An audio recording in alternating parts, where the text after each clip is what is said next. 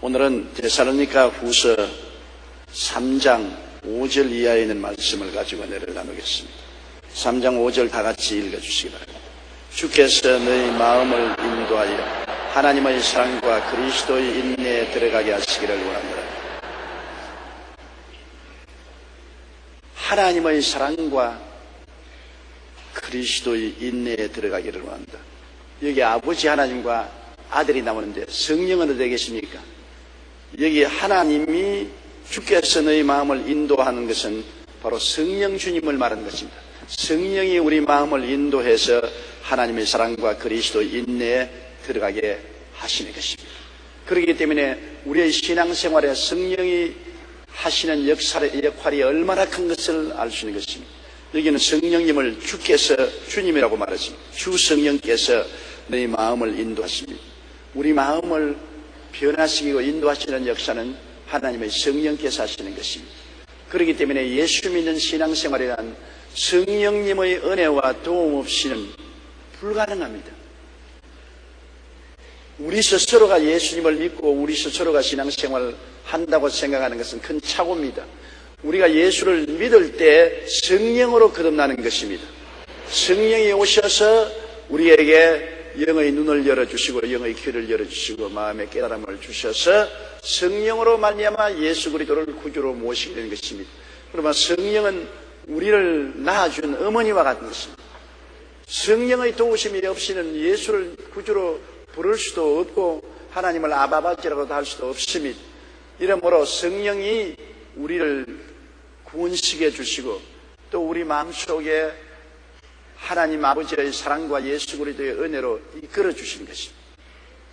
그렇기 때문에 얼마나 성령의 역할이 중요한지, 갓난아기가 태어나서 스스로 자기의 생명을 이끌어 나갈 때까지는 어머니의 손길이 없이는 안 되지 않아요. 어머니가 젖 먹이고 어머니가 기저귀 갈아주고 옷 입혀주고 목욕시켜주고 모든 것 어머니의 손이 있어야 하는 것입니다. 어머니의 손을 떠나서는 우리 아이가 성장할 수 없습니다.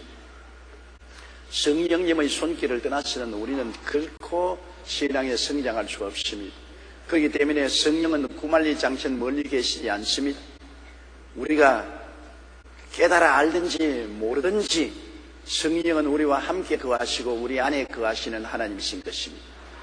이 성령께서 늘 우리 마음을 감화 감동해 주셔서 우리를 하여금 신앙 가운데 자라게 하는데 성령 주께서 너희 마음을 인도하여 주시기를 원하는 것입니다.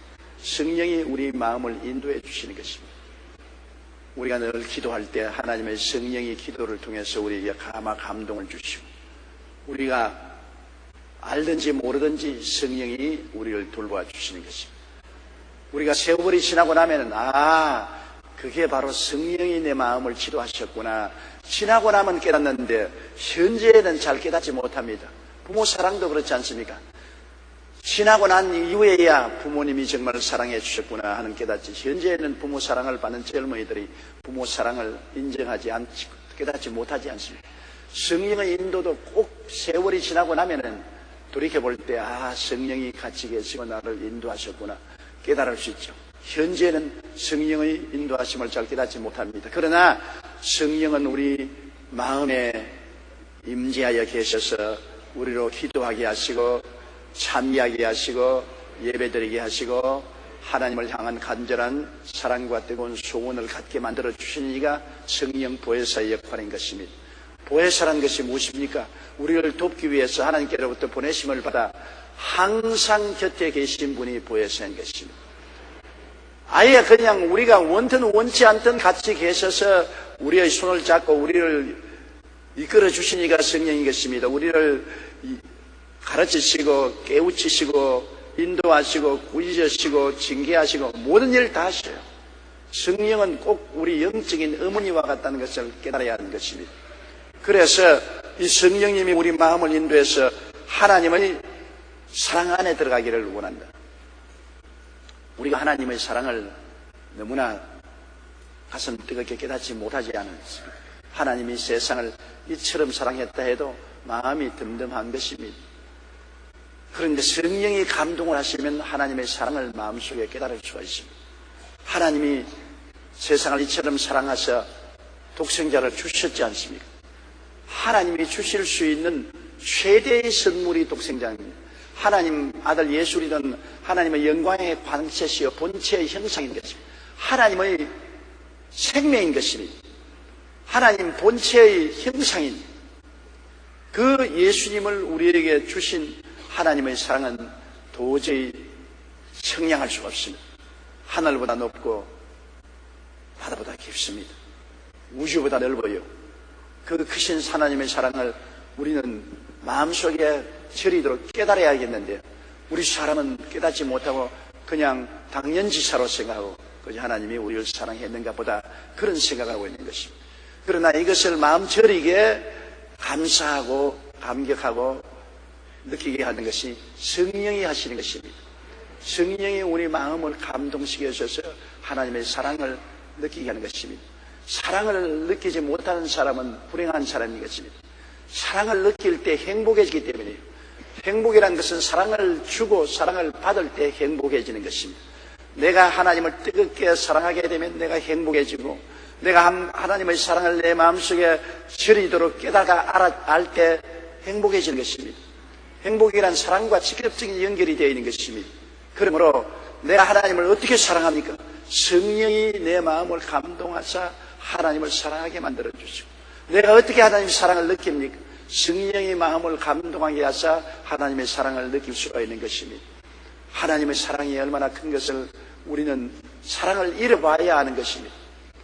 사랑이 얼마나 위대한 것은 사랑을 잃어봐야 알아요. 부모님의 사랑이 얼마나 큰 것은 부모님을 잃어봐야 부모님의 사랑이 큰 것을 알 수 있는 것입니다. 남편이 정말 날 사랑했는가 안 사랑했는가 남편을 잃어봐야 그 빈자리가 얼마나 크다는 것을 알 수 있고 아내가 나에게 얼마나 사랑했는가 또 아내를 잃어봐야 그 빈자리 속에 얼마나 큰 공허가 있다는 것을 알게 되는 것입니다. 사랑은 이와 같이 우리가 사랑이 없어 봐야 사랑이 있는 것을 깨닫는데 그때는 이미 늦잖아요. 하나님의 성령은 우리에게 그렇지 않고 언제나 이 자리에서 하나님을 사랑하게 만들어주시고 하나님의 사랑을 느끼게 만들어주는 것입니다. 그렇기 때문에 우리는 성령의 도우심이 필요하므로 성령님을 항상 인격적으로 인정하고 환영하고 모시드리고 의지하고 성령님을 예배하는 성령과 교통이 늘 필요한 것입니다. 교통이라는 것은 상대를 인정하지 않고 교제가 안 되지 않아요. 여러분 가정의 부부가 같이 결혼하고 살아도 결혼한 것과 부부간에 교제하는 것은 틀립니다. 결혼은 법적으로 결혼했어요. 불란서의 철학자이자 역사 비평가였던 히포라이트 테는 부부 생활을 이렇게 이야기했어요. 결혼하고 난 다음에 3주간은 서로 연구를 하고 저 사람이 어떤가 연구를 하고 3개월 동안 서로 뜨겁게 사랑하고 3년간 죽도록 싸우고 30년간 죽도 살도 못해 꾹 참고 산다. 그런 아주 비관적인 말을 했습니다. 사실은 나는 이 히포라이트 텐의 말을 읽어보고 이분이 부인하고 굉장히 사이가 안 좋았구나 그런 제가 생각을 합니다. 서로 계속해서 교제를 하면은 사랑을 연속할 수 있습니다. 사랑이란 늘 교통하는 데서 사랑이 생기지 교통을 끊어버리면 안 돼요. 남편을 돈 벌어오는 무섬으로 생각하고 아내를 그냥 가사를 돌보는 집안 소재부로 생각하면은 사랑이 계속할 수가 없지요. 남편을 남편 인격으로 인정하고 아내를 아내의 인격으로 인정하고 서로 인격적인 대화를 나누어야 되는 것입니다. 서로 자꾸 대화를 해야 돼요. 실제 만나서도 대화하고 전화로서도 대화하고 안 되면 편지로서 대화해야 돼요. 미국의 유명한 부부간에 애정을 나누던 사람들의 이야기를 들어보면 매일같이 편지를 썼다는 것입니다. 부인은 매일같이 남편에 대한 사랑의 편지를 써서 출근할 때 포켓도에 넣어주면 남편이 출근해서 책상에 앉아서 그 편지를 읽어보고 또 남편은 아내에 대해서 늘 편지를 써서 남겨주면 편지를 읽는다. 그 싱겁게 같이 살면서 매일같이 무슨 편지를 하나 그것이 하나의 마음을 표현하는 교제의 수단인 것입니다. 실제로 얼굴과 얼굴을 마주대고 말하려면 쑥스러워서 말을 못하잖아요. 우리 한 부부들은 요사이는 안 그렇지만 옛날 부부들은 사랑한다는 말도 못해요. 여보 나 당신 사랑해요. 그 말을 못한다고. 그러나 편지로는 할 수 있으니까. 그러니까 편지로서 서로 사랑한다는 이야기를 듣고 이것으로 서로 대화를 나누고 이렇게 함으로 그 사랑이 늘 불꽃같이 타는 것입니다. 교제가 없는 곳에는 결코 사랑이 계속할 수 없습니다. 성령과 여러분 늘 교통을 해야 돼요. 성령과 교통을 해야 돼요. 제가 얼마나 여러분께 부탁을 하지만 여러분 자꾸 까먹습니다. 사람은 잊어버리는 존재인 거죠. 자꾸 잊어버려요. 성령이 눈에 안 보이지만 우리와 같이 계심으로 매일같이 성령님 인정합니다. 환영합니다. 모셔드립니다. 의지합니다. 예배합니다. 감사합니다. 성령께서 내 마음을 도와주셔서 하나님의 사랑과 예수 그리스도의 은혜로 들어가게 해 주시옵소서. 잊어버리지 말고 늘 성령님을 기억하고 인격적인 교제를 해야 되는 것입니다. 그래야 성령님이 여러분과 함께 거하시고 즐거워하시고 여러분을 도와주시죠. 성령과의 교통을 하지 않으면 성령이 슬퍼지는 것입니다. 성령님이 슬퍼지면 여러분과 교통이 끊어지고 하늘나라 역사가 멀어지고 마는 것이죠. 많은 사람이 지식에는 풍부하나 하나님의 사랑과 예수 그리스도의 은혜에 체험이 없는 것은 성경을 그냥 공부하고 지식으로는 알지만은 그것을 우리 마음속에 체험하게 만들어주는 성령과의 교통이 없기 때문에 그렇게 되는 것입니다. 그러므로 성령과의 교통이 얼마나 중요한지 말로 다 할 수가 없어요. 오늘도 여러분은 성령님을 인정하시면 아멘 하십시오. 환영하시면 아멘 하십시오. 모셔드리면 아멘 하십시오. 예배드리면 아멘 하십시오. 감사하시면 아멘 하십시오. 한번 따라 말씀하세요. 성령님 참으로 감사합니다. 저와 늘 같이 해주시고 저를 도와주시니 감사합니다. 그렇게 하면 성령님이 우리의 마음을 이끌어 주셔서 하나님의 사랑을 느끼게 만들어주는 것입니다. 해를 쳐다봐도 이야 하나님이 사랑으로 해를 만들어 주셨구나. 달과 별들이 하나님이 사랑으로 우리에게 만들어 주셨구나. 아름다운 나무나 풀, 꽃, 벌레들, 짐승들을 볼 때도 이거 다 하나님이 만든 아름다운 세상이구나. 그리고 남편을 볼 때 하나님이 나에게 선물로 주신 남편이구나. 아내를 볼 때 하나님이 이 아내를 내게 선물로 주셨구나. 아들, 딸들 얼마나 아름다운 선물인가. 모든 것을 하나님 사랑으로 우리가 해석할 수가 있는 것입니다. 모두 다 이 하나님의 사랑이구나. 그래서 모든 것에 감격하고 감사하면서 인생을 살아갈 수 있는 것입니다. 감사하고 감격하게 살아야 여러분 병 안 들고 건강해집니다. 제가 늘 말하기를 자꾸 웃으라고 했잖아요. 마음의 즐거움은 양약이라도 마음의 슬픔은 뼈로 마르게 한다는데 그렇게 말해서도 웃는 사람 별로 없어요. 예배 볼 때만 웃지 집에 가서 안 웃는다고. 하루에 3번씩만 하나님의 사랑을 생각하고 웃어보세요. 하나님 오늘 또 아름다운 세계를 주시니 감사합니다고 웃어보세요. 그러면 여러분 웃는 것이 양약이 되는 것입니다. 성경이 그렇게 말했죠. 요새 과학적으로도 증명되었지만은 과학 증명하기 전에 성경이 마음의 즐거움은 양약이라고 했습니다. 약 공장 중에 가장 중요한 약 공장입니다. 그러므로 서로 자꾸 쳐다보고 웃는데 예수 그리스도와 하나님이 사랑을 생각하고 웃는 것이 얼마나 좋습니까? 저는 하루에 3번 이상을 꼭 웃어요. 오늘도 나오기 전에 거울 앞에 웃고 나왔다고요. 우리 손녀를 만나면 얼마나 우리 손녀가 나를 잘 웃긴다고요. 나만 보면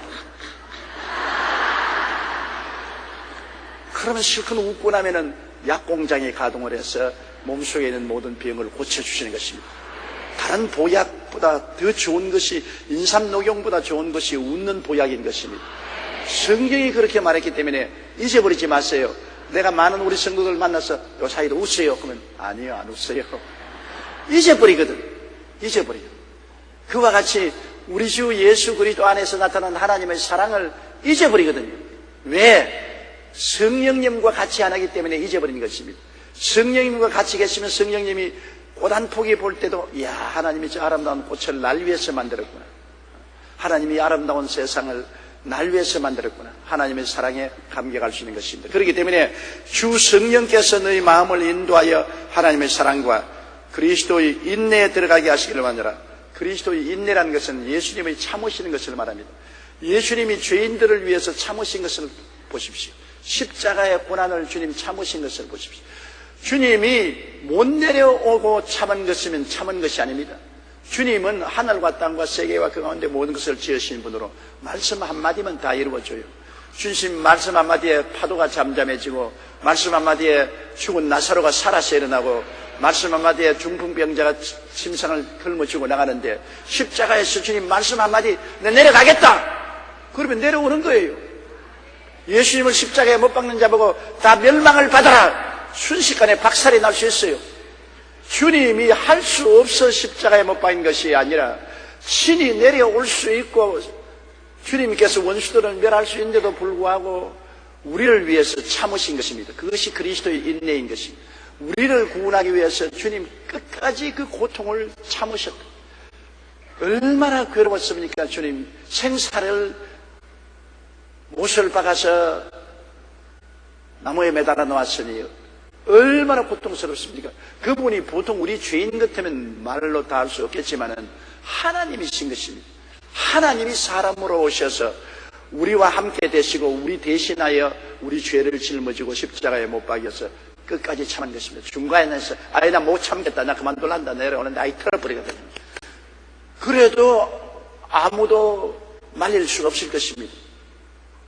처음부터 끝까지 주님은 십자가에서 고난받으시고 음부에 내려가서 사흘 동안 고통을 받으시고 부활하신 예수님은 주님의 오래 참으심이 우리의 구원이 되신 것입니다.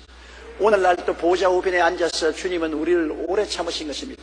못되게 굴지 않아요. 내가 나를 생각해봐도 정말 못되게 굴었지. 내가 70평생을 살면서 항상 주님 속상한 일만 했지 주님께 기쁘신 일을 한 적이 없어요. 솔직한 말로. 나는 어제 아프리카에서 온 종교 지도자 한 사람을 만나서 대화를 했는데, 제가 그분의 초청을 받아서 남아프리카에서 대집회를 인도한 적이 있습니다.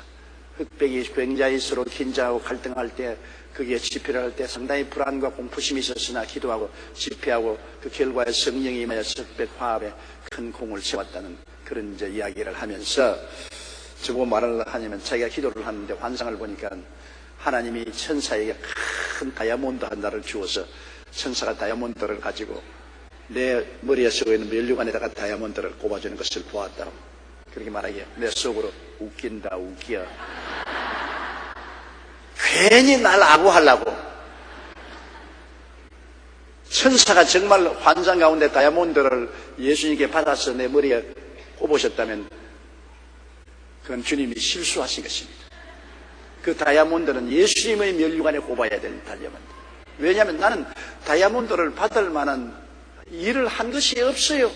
나는 그분이 그 이야기할 때 반발을 하면 그분이 민망할까 싶어서 반발은 못하지만 속으로 내가 한참 웃었다고요. 당신 웃기는 소리 하지 말라. 나는 다이아몬드가 아니라 은으로 만든 면류관이라도 하나 씌워주면 좋겠다. 우리는 무슨 자격이 있습니까? 아무 자격도 없는 죄 덩어리인 우리가 예수님의 인내 때문에 건짐을 받은 것입니다. 면류관 가지고 주 앞에 드리세. 우리 면류관 있으면 전부 주님 발 앞에 다 드려야 돼요. 여러분 스스로 잘나서 구원받은 사람 한번 손 들어봐요. 있으면 없지 않아요. 내 공로로 구원받았다고 나오는 사람이 있으면 그건 미친 사람입니다. 없어요. 은혜를 받으면 받을수록 내 죄가 더 드러나는 것입니다. 천지분간 모를 때 내가 잘난 줄 알았는데 내가 누군지 알아보면은 죄 덩어리라는 것을 알 수 있습니다. 살아갈수록 죄의 깊이가 얼마나 무섭고 두려운 것을 알게 되는 것입니다. 그 어마어마한 죄를 예수님이 대신 다 짊어지고 정찬해 주셨으니 그리스도에게 그 은혜와 감사와 찬양을 세세뭉토록 드려도 끝이 없습니다. 우리 천당 가서 영원히 예수님께 찬양을 드려도 감당 못해요. 그 은혜의 빚을 갚을 수가 없어요. 이 예수 그리스도의 은혜로 말미암아 우리를 참아주신 것, 십자가에서 참고 대속을 해주시고 그 외에도 주님이 오랫동안 아버지의 보좌 우편에서 우리를 참으시고 우리를 위해서 기도해 주시고 성령을 보내주시고 돌봐주신 그리스도의 인내 때문에 여러분과 제가 구원을 받고 오늘 이 자리에 앉아 있는 것입니다. 그러므로 하나님의 사랑, 끝이 없는 하나님의 사랑, 예수 그리스도의 한없는 인내력, 또 참고 또 참고 또 참고 우리를 돌봐주시는 그 인내, 그 때문에 오늘 우리가 예수 믿고 살고 또 앞으로도 예수 안에서 살고 천당갈 소망이 있는 것입니다.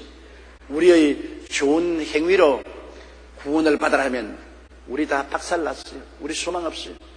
좋은 행위를 어떻게 합니까?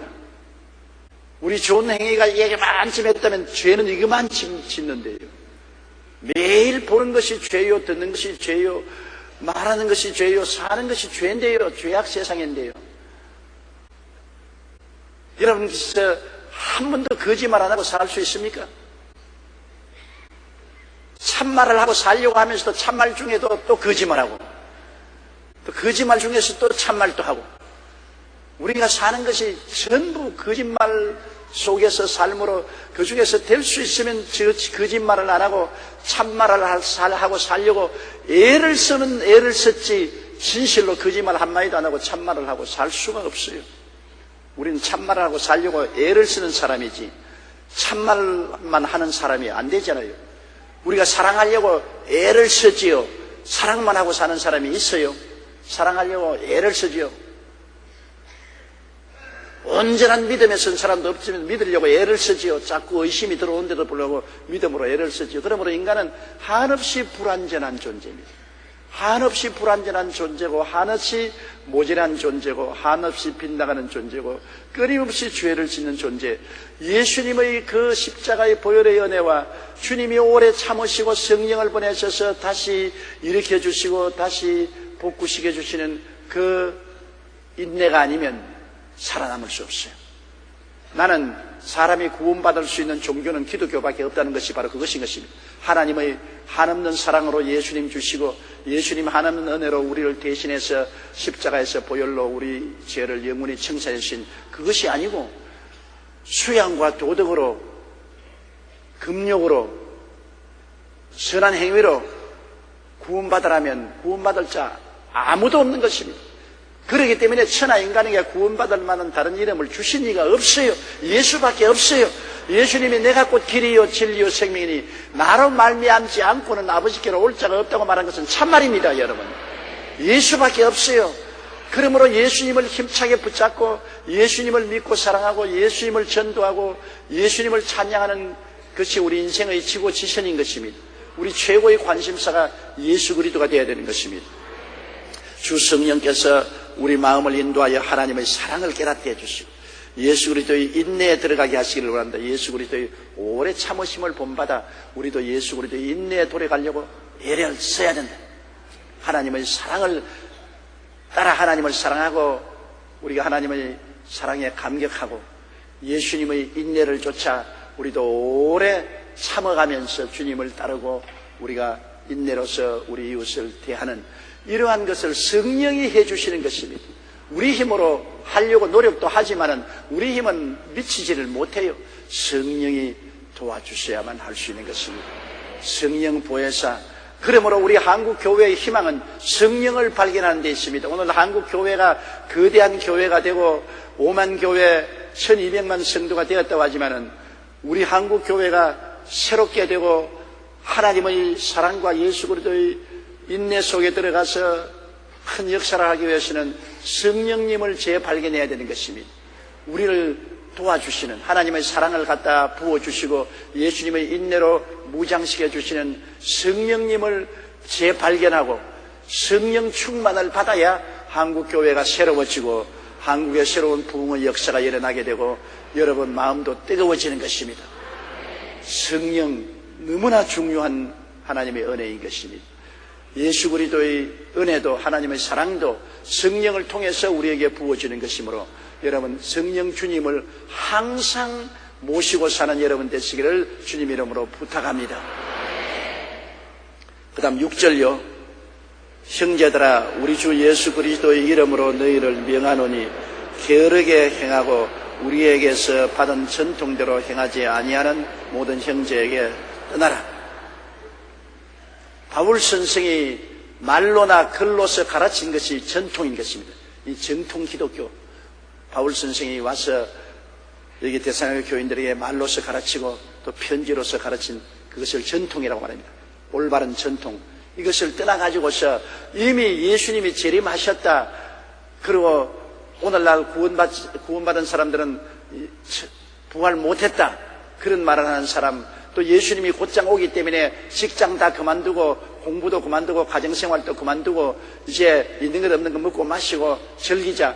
이러한 잘못된 풍조가 데살로니가 교회에 있었습니다. 그리스도가 이미 강림했다는 사람들도 있고 이제 강림할 날이 며칠 안 남았으니 먹고 입고 마시고 살 것 살자 이래서 아주 교회가 게으르게 된 상황이 일어났습니다. 이제 주님 곧 오실 것인데 뭘 열심히 전도하고 봉사하고 섬길 것이냐. 사람이 아주 나태해지고 회의해지는 것입니다. 어떤 사람이 저기 와서 왜 목사님 주님께서 천당을 우리 교인들에게 환상으로 좀 안 보여줍니까? 천국을 본 사람들은 천국의 그 영광에 너무 감격을 해서 그만 이 땅에서 살 이욕을 잃어버리고 마는 것입니다. 이 땅에서 아버지로서 어머니로서 젊은이로서 해야 될 마땅히 일을 안 하고 그만 천당만 바라보고 게을러지는 것입니다. 그렇기 때문에 하나님이 믿음으로 천국을 알고 실제 눈으로 보지 않게 하시는 이유는 게을러지고 세상을 등한히 할 수 있는 위험이 있기 때문인 것입니다. 이 세상 사는 동안에 우리가 열심히 우리의 직분을 다하고 살아야 천국을 준비할 수 있는 것입니다. 이 세상살이는 천당 가는 준비하는 곳이 세상살인 것입니다. 이게 영원히 살 곳은 아니죠. 어머니 뱃속에 어린아이가 10달 동안 세상에 태어날 준비하는 것이지요. 어머니 뱃속에 영원히 살 어린아이는 없습니다. 중국 고사에 보니까 어린애기를 낳고 보니까 머리가 100발이 되고 수염이 길게 났더라고. 너무 어머니 뱃속에 오래 있었다니 그런 거짓말을 하는 사람이 있는데 그런 것은 없어요. 10달 되면 나와요. 뱃속에 있을 동안은 세상에 나와서 살 수 있는 준비를 하는 것입니다. 우리가 어머니 뱃속에서 세상에 떨어지면 이 세상은 누구냐? 지구라는 어머니 뱃속인 것입니다. 지구라는 모체의 뱃속에서 우리가 이제 앞으로 천국에 들어가서 살 수 있는 준비를 하는 곳입니다. 이곳에서 우리가 하나님을 최고 관심사로 삼고 열심으로 주님을 섬기고 사랑을 베풀고 믿음으로 자람으로 말미암아 천국에 들어가서 하나님의 영광을 누릴 수 있는 그릇이 되는 것입니다. 이 땅에 예수 믿는 사람 그대로 제각제각 죽여서 주땅 데려가면 좋을 것인데 왜 이 땅에 내버려 둡니까? 이 땅은 신앙적으로 자라는 곳인 것입니다. 여러분 이 땅에서 믿음, 소망, 사랑, 의, 성결로 자라나는 곳입니다. 우리가 신앙이 자라야 돼요. 그렇기 때문에 이 땅에서 우리가 이미 천국을 우리가 눈으로 보고 난 다음에 그게 너무 심취해가지고서 그러면 자라는 것을 거쳐버리면 하나님께서는 아주 낭패가 됩니다. 전부 자라지 못한 애들만 기르는 편이 되고 마는 것입니다. 천당에 올라가면 어떨 것이냐? 우리 마음이 자란 것만큼 천국의 영광을 누리는 것입니다. 여러분 우리가 보세요.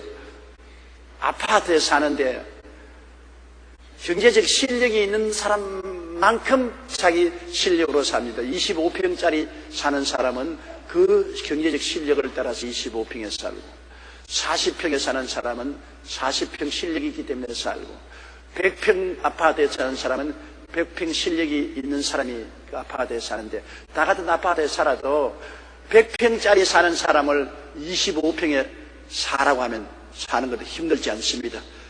그러나 25평 되는 아파트에 사는 사람에게 100평에 가서 사라면 공짜로 줘도 못 삽니다. 경제적 실력이 안 되기 때문에 못 살아요. 사람들은 다 아파트에 살지만은 자기 경제적인 실력에 따라서 25평, 40평 혹은 60평, 100평에 사는 것입니다. 그럼 천당은 어떤 것이냐? 다 같은 천당이라도 여러분 아파트로 가는 것입니다. 우리가 자란 만큼 영광 속에 사는 것입니다. 성경에 보면 해와 달과 별과 별들이 다 하늘에 있지 않나요? 그 영광이 다 다르다 그랬습니다. 해의 영광이 다르고 달의 영광이 다르고 별과 별의 영광이 다르다. 하늘나라에 다 있죠. 다 천당 하늘에 있죠. 그러나 하늘에 있어서 영광도 다르고 그 높이도 다른 것입니다. 높이도 달라요. 우리가 천당에 올라가면 우리 영광도 다르고 우리가 천국에 주님 중심으로 사는 동안에 우리의 사는 처지도 우리의 자란 곳에 따라서 달라요. 영적으로 아주 낮은 단계에 있는 사람은 천당의 낮은 천국에 살아요. 영적으로 중간쯤 자란 사람은 천국의 중간쯤에서 살아요. 영적으로 성숙한 사람은 천국의 영광의 높은 곳에 들어가서 살아요. 천당도 여러분 동리가 있다고요. 뭐 천당에 올라가면 니나 내나 다 똑같이 살겠지. 그렇지 않아요. 레벨가 있어요. 서로 만나긴 다 만나죠. 서로 즐거워하죠. 그러나 사는 처소는 여러분 뭐 100평짜리 아파트 사는 사람이나 25평 아파트 사는 사람이나 다 같이 같은 사람으로서 살지요. 서울 시내에서 살지요. 그러나 서울에 사는데 강북이 다르고 강남이 다르고 강남과 강남이 다르고 분당이 다르고 다르지 않아요. 우리가 나는 뭐 주님 위해서 일하지도 아니하고 헌신도 봉사도 전도도 안 하고 살아도 천당에 올라가서 너나 똑같이 살 것이라 그런 큰 오해는 하지 마세요. 이 세상에서 얼마나 내가 신앙으로 성숙했는가 따라서 하늘나라에 들어간 영광도 다르고 상급도 다르고 하늘나라에 가서 거처하는 처지도 달라지게 되는 것입니다. 그것이 하나님이 주시는 상급의 공평성이 되는 것입니다. 이렇기 때문에 게으르지 말고 열심을 품고 주님을 섬겨야 돼요. 신앙생활도 게으르면 안 돼요. 열심히 성경을 읽어야 되고 열심히 기도를 해야 되고 열심히 수요일 날도 교회에 나오고 주일 날도 교회에 나오고 구역 예배도 참석하고 열심으로 힘쓰고 애써야 내 영혼이 자라는 것이지 게으르고야 절대로 자랄 수 없는 것입니다. 우리 어떤 사람이 내게 물어요. 외국 사람이 참 다 같이 제3세계소가 후진국으로서 제2차 세계대전이 끝나고 난 다음 반세기를 지나면서 선진국 대열에 들어선 나라는 우리 한국밖에 없는데 한국 사람이 왜 그렇습니까? 남북이 분열되어 끊임없이 긴장감돼 있으면서 어떻게 한국 사람이 해방되고 난 다음에 아프리카나 남미 대륙에 비교해서 열악한 환경에 있으면서 이렇게 자랐습니까? 그런데 대답이 두 가지 대답을 할 수 있습니다. 하나님이 한국을 사용하려고 선택해서 복을 주신 것이 첫째고, 둘째는 한국 사람들이 부지런하기 때문에 그런 것입니다. 열심히 애를 쓰고 힘을 써서 일을 했기 때문에 잘 사는 것입니다. 게을렀으면 우리 절대로 잘 살지 못해요. 오늘 우리 한국의 큰 위기는 좀 살만하니까 게을러졌습니다. 게을러져가지고서 이제 한국 사람이 힘든 일은 안 하고 위험한 일은 안 하고 더러운 일은 안 하고 전부 외국 노동자들 불러다가 시키고 게을러져서 아예 그냥 부모에게 의지하고 살고 스스로 일하지 않으려고 하는 굉장히 어렵습니다. 요사이 소위 말하는 캥거루족이라고 말하는데 캥거루는 왜 캥거루족이냐? 캥거루는 새끼가 어머니 배 주머니 속에 살지 않아요. 클 때까지 어머니 배 주머니 속에 속 들어갔다가 또 속 나왔다가 조금 어려우면 또 어머니 뱃속으로 속 들어가고 하는데 요사이 캥거루족이 너무 많아가지고서 30대가 넘어서도 어머니 아버지 품 안에서 살아요. 미국 내에서는 18세에서 34세의 젊은이들 가운데 정기적으로 부모의 도움을 받고 있는 비율이 34%에 이른다고 합니다. 일본에서도 30대 초반 남성의 45%가 부모와 함께 살고 있다고 합니다. 한국에도 작년 7월까지 충분히 일을 할 수 있는데도 일하지 않는 사람이 월 평균 121만 5천 명이 된다는 것입니다. 젊은이들이 일 안 하고 부모의 덕에 살려고 합니다.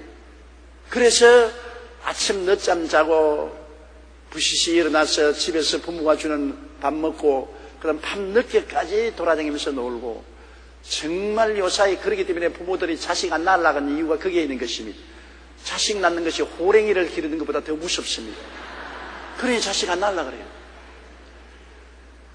게으름이 오늘날 우리 사회를 파괴하고 있는 게 좀 옛날에 6.25 사단 이후로 우리 한국을 건설하는 우리 부모들은 더러운 일도 어려운 일도 위험한 일도 힘든 일도 다 했습니다.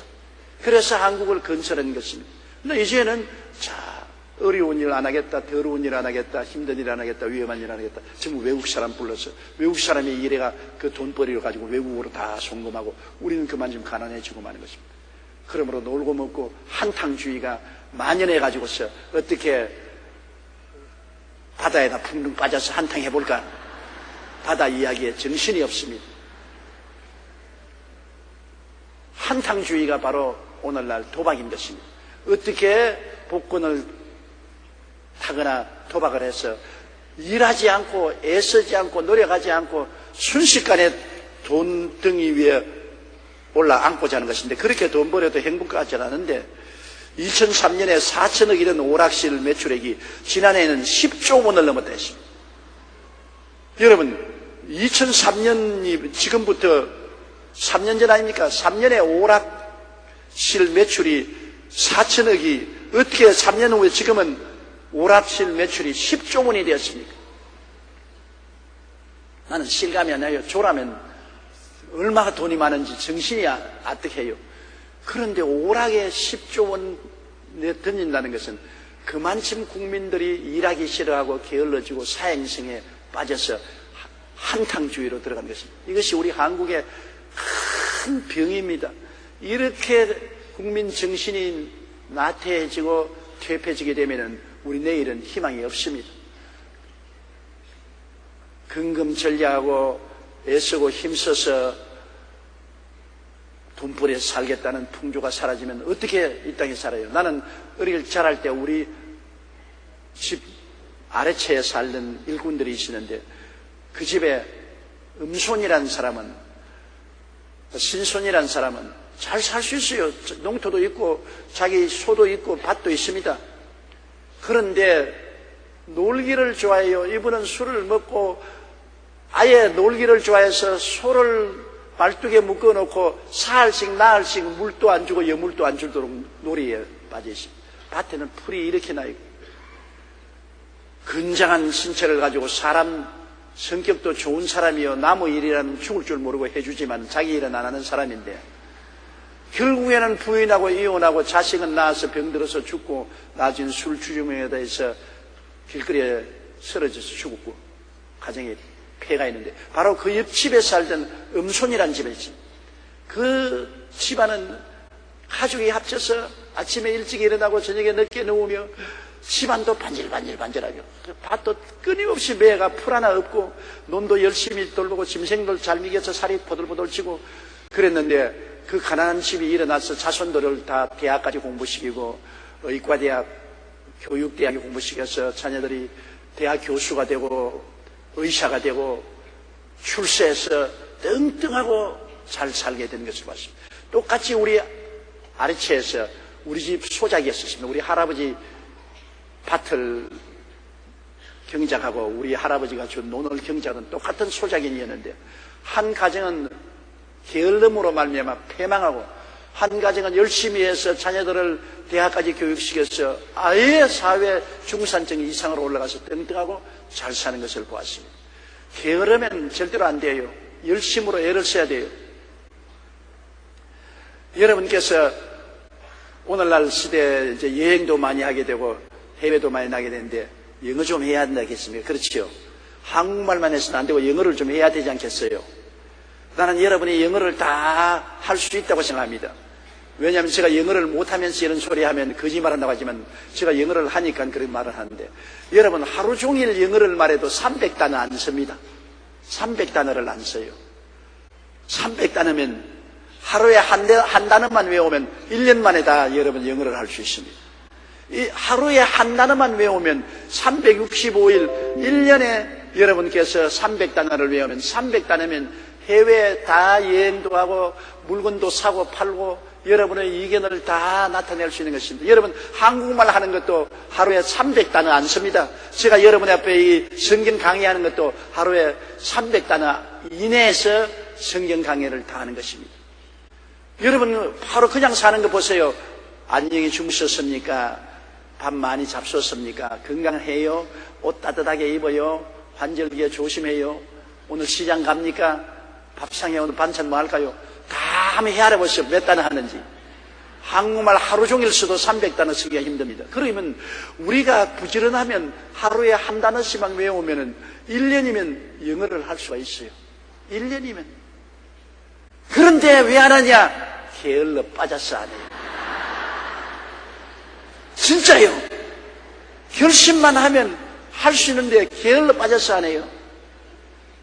그리고 여러분 다이어트 뭘 음식 먹어 다이어트 한다고 야단하지 말고 하루에 1시간씩만 걸으면은 날씬 짱 하는 몸을 가질 수 있게 돼요. 그런데 하루 1시간씩 걸으라 해도 안 걷는단 말입니다. 안 걸어요. 왜? 게을르니까. 모든 것이 게을르기 때문에 안 돼요. 몸짱도 부지런하면 몸짱도 되고, 영어짱도 불심하면 영어짱도 되고, 조금씩 노력하는 것이 큰 성과를 거둘 수가 있어요. 그러나 오늘 또 놀자, 오늘 또 좀 더 자자, 오늘 또 좀 더 쉬자 하면 그 사람 일평생에 그래서 아무것도 이루지 못하고 그대로 늙어 죽어버리고 말아요. 게으르지 말고 열심을 품고 주를 섬기는 것 굉장히 중요한 것입니다. 그러므로 형제들아, 우리 주 예수 그리스도의 이름으로 너희를 명하노니, 명령을 했습니다. 게으르게 행하고 우리에게 받은 전통대로 행하지 아니한 모든 형제에게서 떠나라. 게으른 사람에게서 떠나라는 것입니다. 게으른 뱅이하고 같이 있으면 같이 게을러져요. 부지런한 사람과 같이 있으면 안 부지런해질 수가 없습니다. 왜냐하면 부지런한 사람과 친구를 사면 계속해서 늘 성경 읽고 늘 기도하고 또 영어 단어라도 자꾸 매일같이 외우니까 가만히 있을 수가 없지요. 사람이 아이고 나도 저 사람 따라 해야지, 나도 성경 읽고 기도하고 나도 영어 단어라도 하나 더 외우고. 부지런한 사람과 같이 있으면 부지런하게 돼요. 사람 친구 잘 사귀면 운명이 달라지는 것입니다. 그러나 게으름뱅이하고 같이 있으면 같이 게을러졌어. 저 사람도 늦잠 자는데 나는 늦잠 못 자겠느냐. 저 사람도 공부 안 하는데 나는 공부할 건 뭐가 있느냐. 저 사람도 노는데 나도 놀자. 그래서 같이 게을러져서 쓸모없는 사람이 되고 마는 것입니다. 그러므로 여기에 바울 선생은 말하기를 게으른 사람에게서 떠나라 했습니다. 미워하라는 말은 안 했습니다. 게으른 사람을 교회에서 쫓아내라는 말은 안 했지만 그 사람하고 교제는 하지 말라는 것입니다. 우리가 어떠한 사람과 교제하는 것인가, 이것이 우리의 운명의 결정적인 변화를 가져오는 것입니다. 친구를 사귀는 것은 어린아이들만 문제 아닙니다. 어른들조차도 친구를 잘 사귀어야지, 친구 잘못 사귀면 그 인생을 망칠 수가 있는 것입니다. 도박하는 친구하고 사귀면 얼마 있잖아요. 도박하게 되고, 술 친구 사귀면 술 먹게 되고, 음란하고 방탕한 친구 사귀면 음란하고 방탕하게 되는 것입니다. 친구의 설득력이라는 것이 엄청나게 우리 인격을 변화시키는 것입니다. 그러나 좋은 친구 만나면 우리의 인생이 완전히 변화되고 좋게 되는 것입니다.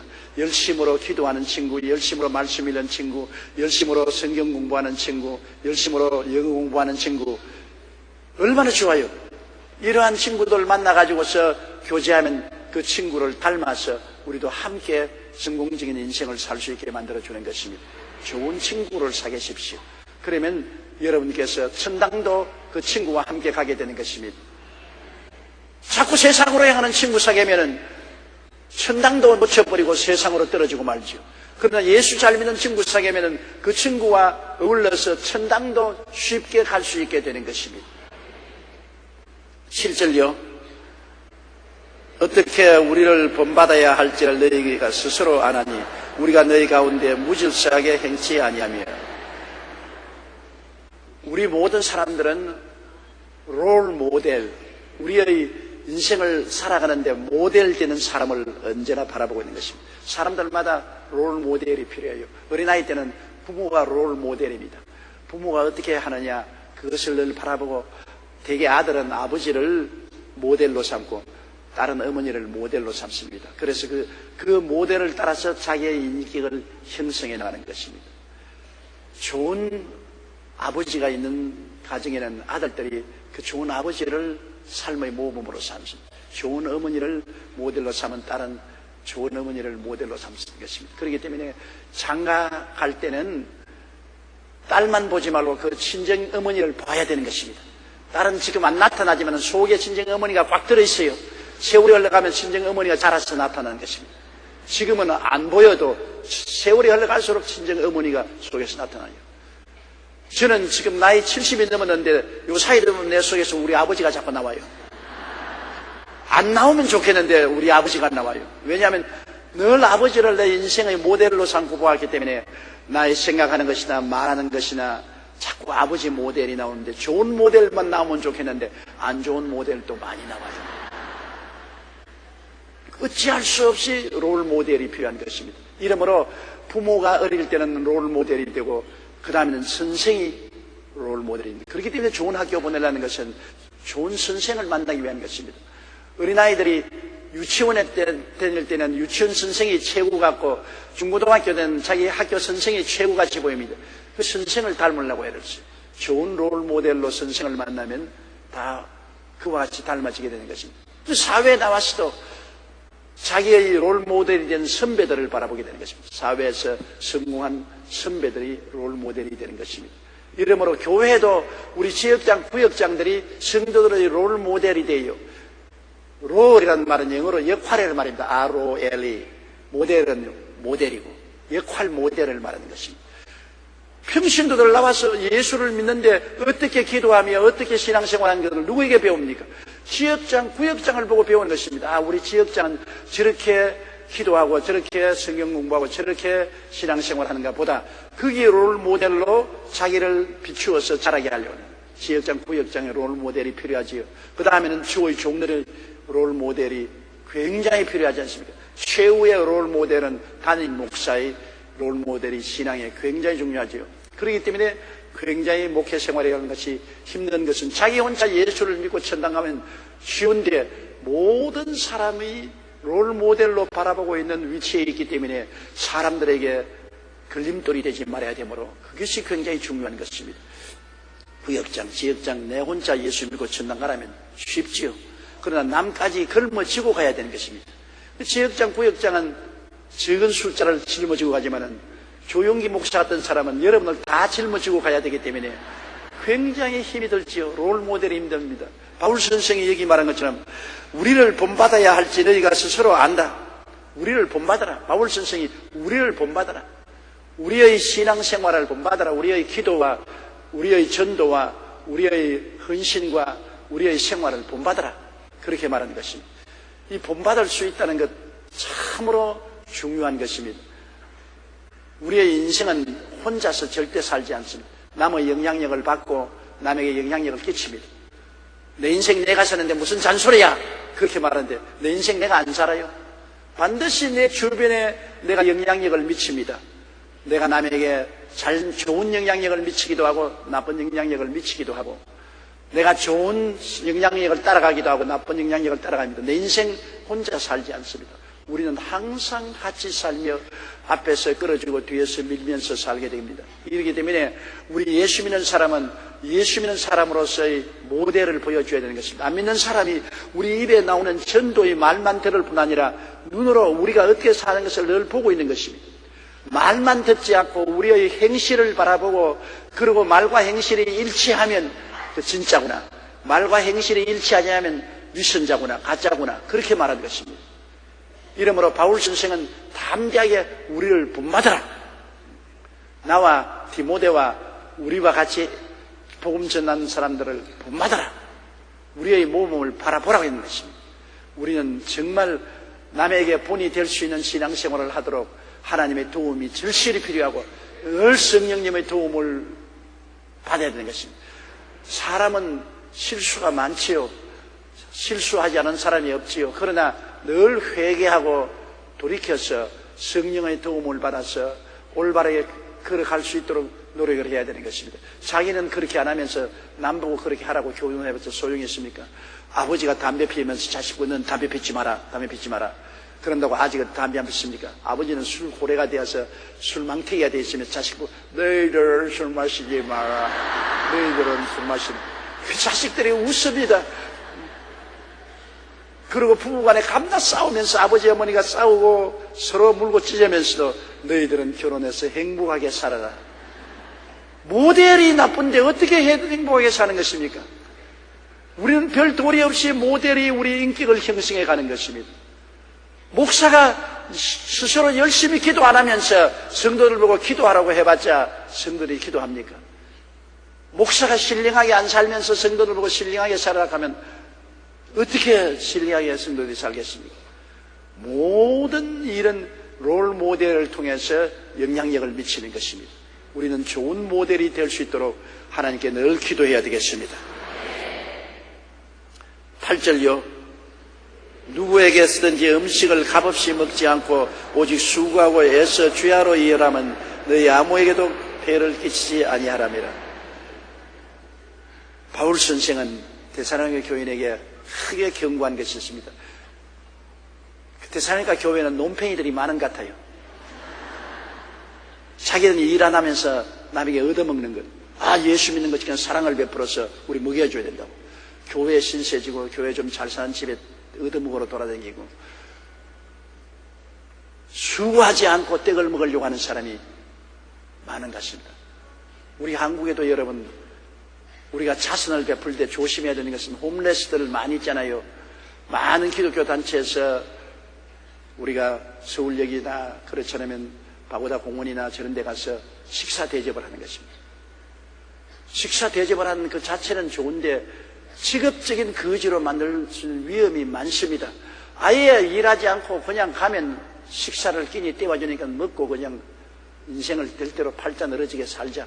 그렇게 잘못되게 만들 위험도 있는 것입니다. 자기가 피땀 흘려서 노력해서 살다가 정힘에 붙여서 못 사는 사람에게 도움을 베풀면 감사할 줄 아는데 그냥 게을러서 남에게 짐이 되고 남의 도움을 받고 사는 사람은 줘도 감사하잖아요. 제가 겨울에 춥다고 우리 교회에서 돈을 내가지고서 잠파 이거 잔뜩 사가지고서 서울역에 나누어 주러 갔는데 옷을 받아가면서 욕을 태바지로 얻어먹었습니다. 옷을 주면서 그래 우리 교회 카메라맨이 위해서 카메라 찍기는 너희들 우리 카메라 찍고 선전하려고 우리를 옷 주냐 그리고 욕을 하고 또 옷을 주니까 이것을 옷이라고 주냐고 화음을 치고 그냥 빼앗아서 하고 고맙다고 하는 사람 한 사람도 없었어요. 얻어먹는 사람 치고 고맙다고 하는 사람은 얻어먹지 않습니다. 얼마 전에 자기 노력으로 자립하는 것입니다. 고맙다고 하는 사람은 직업적인 얻어먹는 사람인 것입니다. 바울 선생은 말하기를 직업적으로 얻어먹는 사람을 경계하라. 바울 선생은 말하기를 내가 너희들 가운데 복음 전도할 때 너희에게 얻어먹더냐? 너희에게 공짜 밥 먹고 내가 복음 전하지 않았다.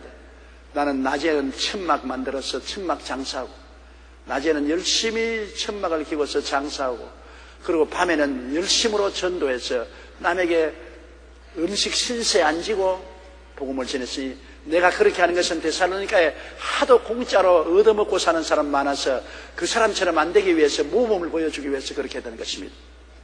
바울 선생은 본받아 스스로 너희들이 보는 것과 같이 무질서하게 행하지 아니하고 수고하고 애써서 주야로 일하면 너희 아무에게도 폐를 끼치지 않게 할 폐에 끼치지 않고 복음을 전해서 너희들도 서로서로 무례한 짓 하지 말고 폐를 끼치지 않고 신앙생활을 하라는 것입니다. 진실로 도움이 필요한 사람에게는 도움을 베풀어야 돼요. 그러나 사지가 멀쩡한 사람이 도움을 구하고 다니는 사람에게 도움을 주면은 여러분 이것은 사회에 암을 만들어내는 것입니다. 사지가 멀쩡한 사람은 자기 노력하고 애써야지요. 요새 우리 한국에도 여러분 노동을 하고자 하면 언제든지 노동할 수 있습니다. 더러운 일 안 하겠다, 힘든 일 안 하겠다, 위험한 일 안 하겠다고 하기 때문에 그렇지.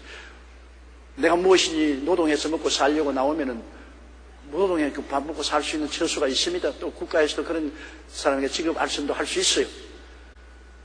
그런데 게을러 가지고서 남에게 신세지고 폐를 끼치면서 사회에 짐이 되고 살리면 이것은 큰 문제가 되는 것입니다. 그렇기 때문에 우리가 동정을 해도 무조건 하고 동정해서는 안 되는 것입니다. 정말 도움이 필요한 사람에게 도움을 베풀어야 돼요. 지체 부자유가 된 분이라든지 자기 스스로 살아갈 수 없는 장애자, 그러면 아니면 수혜를 만났다든지 화재를 만나서 지금은 당장 일어설 수 없는 그런 분들에게는 반드시 도움을 줘야 되는 것입니다. 그러나 직업적인 거지가 되어가지고서 남에게 신세지고 사회에 도움을 바라는 사람들에게 도와줘봤자 아무 감사하지 않습니다. 잘못 도와주면 혼이 납니다. 제가 한번 굉장히 혼난 적이 있어요. 교도소에서 나오신 분들을 로맨틱한 마음으로 우리 기도원에 한 40명을 받아들였습니다. 교도소에서 나와서 올 때 갈 데 없으니까 기도원에서 받아들여서 밥 먹이고 옷 입히고 잘 대접해 주어서 직장 알선해 주고 하면 선도될 줄 알고서 기도원에 모셨다가 혼이 났습니다. 기도원에서 땡깡을 부는데 막 날 죽이겠다고 달라들고 말이죠.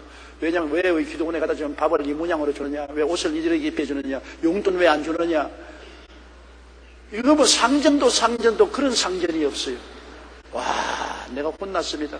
그러고 난 다음 우리 중소기업에 직장에 알선해졌는데 직장에 가서 직장에 성실히 일하는 사람 별로 없고 온 다른 사람들을 선동해가지고서 직장에서 소란을 일으켜서 우리 중소기업인들이 나에게 그냥 크게 불평을 말하고 한 적이 있어요. 나중에 그분들 기도원에서 내보냈는데 내가 돈 주고 차비 주고 무릎을 꿇어 빌고 선생님 나가 주옵소서. 그래서 내보냈다고요. 남 도와주는 거 쉽지 않습니다. 사지가 멀쩡한 사람 도와주는 것 여러분 오히려 도움받고서 죽이려고 달았다는 것입니다. 물에 빠진 사람 건져놓으니까 뭐하라고요? 보따리 차에다가. 그거 절대로 여러분 거짓말이 아닌 것입니다. 사지가 멀쩡한 사람은 일을 해야 돼요. 자기 운명을 자기의 피땀으로 해결해야 돼요. 자기 노력으로. 그러므로 우리가 도와주더라도 일을 시키고 도와줘야 돼요. 일을 시키지 않고 도와주는 것은 그 사람의 앞날을 막는 것이 되고 감사할 줄 모르고 살게 만들어주는 것이 되는 거죠. 보상으로서 일한 대가로서 도와주면 자기도 뜻하고 도움을 주는 사람도 보람이 있을 것입니다. 바울 선생께서는 자기가 복음을 전하되 폐를 끼치지 않기 위해서 열심으로 일해서 수고로움을 통해서 자기가 벌어서 먹고 입고 마시고 살면서 복음을 전했다. 그것은 왜냐? 데살로니가에 하도 폐를 끼치는 사람이 많고 남에게 공짜로 의지하는 무의도치하는 사람이 많기 때문에 그들에게 오늘을 보여주기 위해서 그랬다. 모범이란 역시 중요하지 않습니까? 우리를 바라보라. 우리는 그렇게 안 산다. 예수 믿는 사람이 그렇게 살면 되느냐?